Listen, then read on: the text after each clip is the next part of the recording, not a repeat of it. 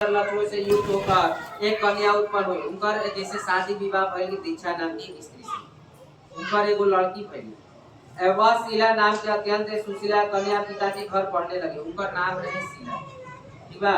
वह उसकी पवित्रता माता अकाल ज्वर के दास से दुखी हो गई। मन कोई बीमारी हो गई उनका शरीर में, जैसे जोड़ा हुआ। ठीक बा। और दुखी हो गए और वह नदी के जल के प्राण त्याग को स्वर्ग से चली गई। उनकर माई मर गई।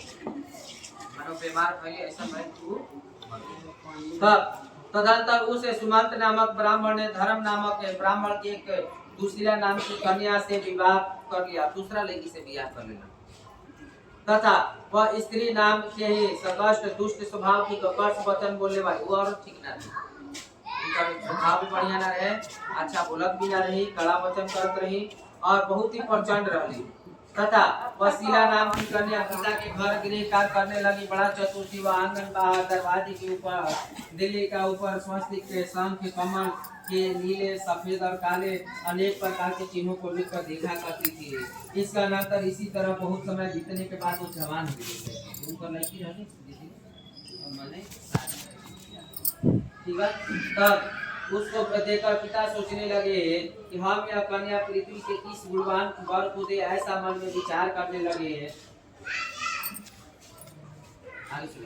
विचार कर में दुखी हो गए। उसी समय उत्तम वेद वेदांत जानने वाले कौंडिन्य नामक मुनि कन्या के लिए आए और बोले कि तुम्हारी गुणी युक्त कन्या से मैं विवाह करना चाहता हूँ। एक समय में ऋषि महर्षि जा पहुंच जा कन्या देखलन, माने जैसे ऋषि का केलन देखलन, एकरा पसंद आ गई तो एकरा घर गेलन कि नया प्रिय ठीक बा। तथा मुनि कन्या के लिए आए और बोले कि मैं तुम्हारी गुणी युक्त कन्या से विवाह करना चाहता हूँ। ऐसा सुनकर पिता ने शुभ दिनों में ब्राह्मण को इंद्र तुल्य कौंडिन्य मुनि ने अपनी कन्या दे दी और मैंने सही समय देखे दोनों जना की शादी किया।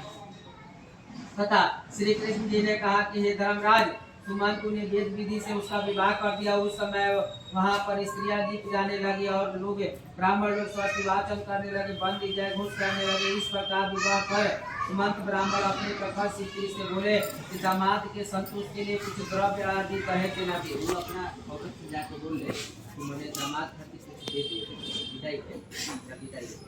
अब ऐसा सुनकर वह प्रकर्ष क्रोध के से घर की शोभा बिगाड़ कर संपूर्ण द्रव्यादि पेटी को अच्छी तरह बंद कर दामाद से बोले कि आप अपने घर जाइए, हमारे घर भी कुछ द्रव्य रहे, यदि विश्वास न हो तो देख लीजिए।